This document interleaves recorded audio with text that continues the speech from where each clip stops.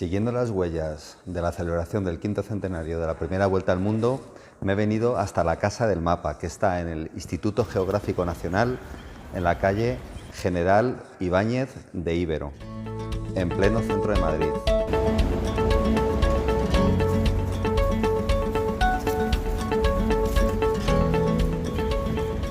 Aquí tenemos, por ejemplo, una viga cartográfica, la primera viga que se utilizó para trazar la cartografía de la geografía española, y esta es un cuadro del trabajo de campo. Bueno, he venido hasta aquí para ver una exposición sobre los mapas de la primera vuelta al mundo y la expedición que hicieron Fernando de Magallanes y Juan Sebastián Elcano.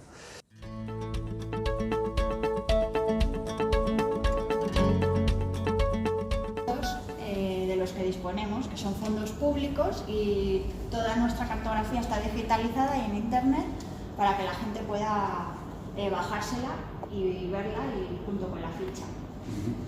Este año hemos elegido la temática del quinto centenario, aprovechando y para mostrar la cartografía relacionada con el viaje de Magallanes y Elcano.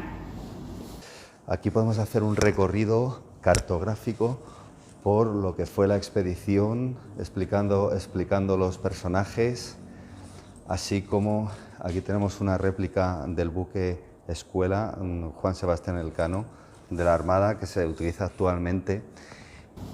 Como sabéis, tuvo lugar a principios del siglo XVI, comenzó en 1519 y finalizó 3 años después, en 1522. El objetivo de este viaje no era dar la vuelta al mundo, sino llegar a las Islas de las Especias navegando hacia el oeste. Y nos hace un recorrido cartográfico por lo que fue el viaje, lo que supuso el descubrimiento y la circunnavegación que atestiguaron la esfericidad del globo terráqueo. Aquí tenemos los mapas con los padrones reales, donde solo se podría representar cartográficamente aquello que estaba descubierto, que había sido trazado. No valía nada salido de la imaginación como era antes de proceder a la circunnavegación. Entonces, esta geografía en el siglo XV resurgió, se extendió por Europa, Ptolomeo pasó a ser un sabio y los navegantes tenían en la cabeza la idea de tierra más pequeña. A raíz de este viaje de la vuelta al mundo, pues se supo la extensión real del Pacífico. Y ya en los padrones reales que vemos ahí al fondo, pues aparece claramente representado el Pacífico en su extensión más correcta. Este, por ejemplo, el Mar Rojo pintado en rojo, es herencia de los mapas medievales, que las cartas náuticas también lo heredaron y era típico pintar el Mar Rojo en este color fuerte, intenso. Y este, por ejemplo, es el nacimiento del río Nilo, y esta representación es herencia de los mapas ptolemaicos. Ptolomeo dibujaba así el nacimiento del río Nilo y lo ponía más largo, lo exageraba en longitud. Y aquí, por ejemplo, estos son todo barquitos europeos, las naos y las carabelas, pero este de aquí es un barco, un junco, que utilizaban los chinos para navegar por el Índico. Y esto es un astrolabio. Esta es una de las pocas cartas que está firmada. Pone aquí, hízola Diego Rivero, cosmógrafo de Su Majestad, en el año 1529 en Sevilla. Y la pena es que todos estos planisferios que están trazados en Sevilla se conservan en instituciones extranjeras. El único que está trazado en España, que se conserva en España, es el mapa de Juan de la Cosa, ese de ahí. O sea, el de esta pared de la izquierda, que el original lo tiene el Museo Naval de Madrid. No sé. Podemos ver los puertos de partida, todo el recorrido que hicieron, así como todas las pericias y dificultades que atravesaron en este viaje, narrado por el cronista Pigafetta, más que recomendable. Este es el puerto de Sevilla en aquella época y el de Sanlúcar de Barrameda, dos de los puertos emblemáticos de la partida del viaje, al que solo regresarían 18 hombres comandados por Juan Sebastián Elcano en la nao Victoria 3 años después, desde el 1519 al 1522. Es un óleo de un tamaño muy grande y representa el momento en el que se separa la Trinidad, el barco que se queda reparando, de la Victoria, que es el barco que parte de vuelta a España. Y este personaje se supone que es el Cano. Cuenta Pigafetta que se despidieron con lágrimas en los ojos, porque claro, habían hecho piña y les costó despedirse. Y el cuadro pues, tiene multitud de detalles. Este pintor es tremendo. Algunos de los instrumentos que se utilizaron para la navegación. Dice que llevaban cartas de marear, que eran las cartas náuticas, cuadrantes, astrolabios y agujas, que eran las brújulas, y relojes, que eran las ampolletas, los relojes de arena. Ese era el instrumental que llevaban. Ahí está el mapa de Juan de la Cosa, un facsímil.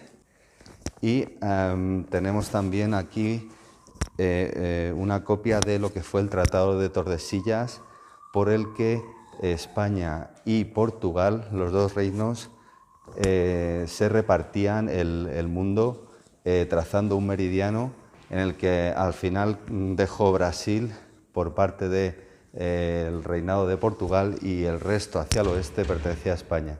Portugueses, pero que trabajaban para la corona de España. Aparece representado el meridiano de Tordesillas, aquí. Este punto no es el estrecho, correspondería al Río de la Plata, que es hasta donde se había explorado, es la latitud del Río de la Plata. Y aparecen las Islas Molucas, representadas aquí, en el lado español del Tratado de Tordesillas, porque la cartografía en esa época era una herramienta de reivindicación territorial. Cada uno colocaba los territorios donde le convenía. Todo esto eran banderas portuguesas a lo largo de la costa de África, India, que tenían 2 puertos, y Malaca con bandera portuguesa, que como ya he dicho la conquistaron en 1511. Y los españoles colocaban las Molucas en su lado. Aquí aparece una leyenda que hace relación, mar visto, pelos castellanos.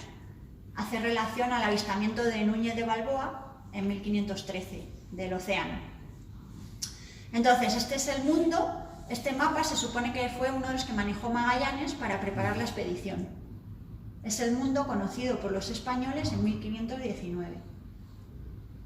Y es uno de los mapas que le presentó al rey para convencerle de su empresa.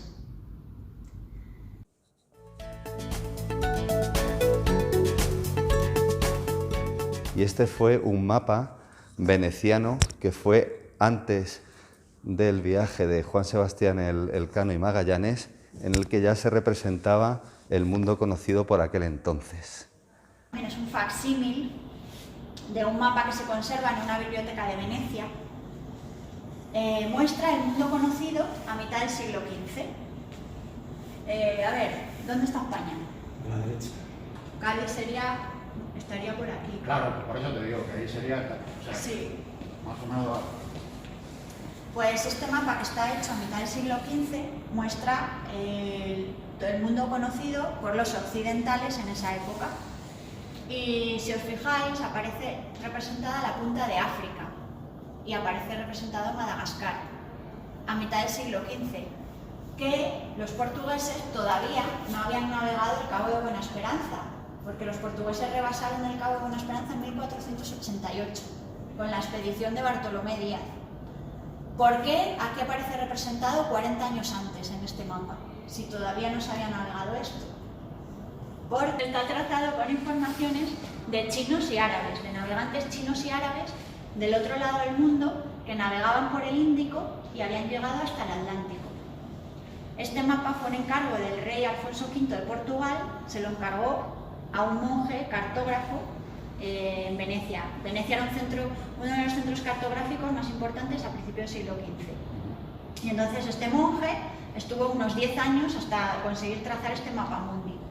Se basó en cartografía ya hecha, de la que él disponía, y además mandaba a sus ayudantes al puerto de Venecia a recabar información de los barcos que llegaban.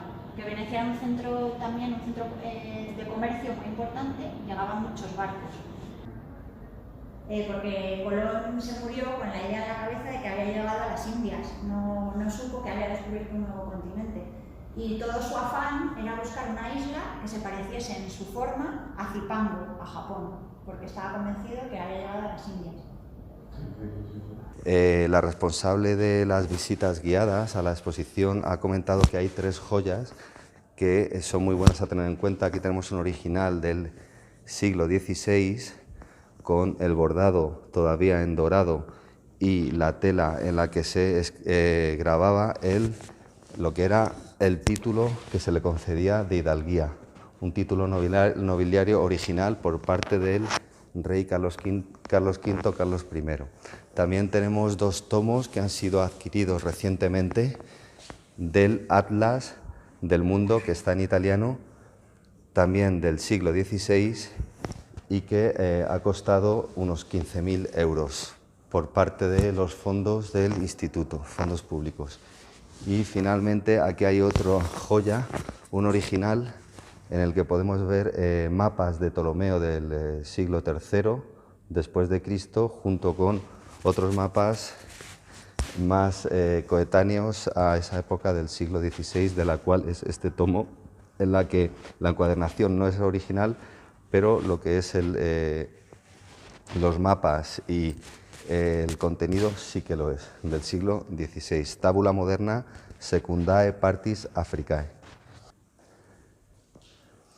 Estoy en la sala de la exposición de la primera vuelta al mundo en el Instituto Geográfico Nacional en pleno centro de Madrid.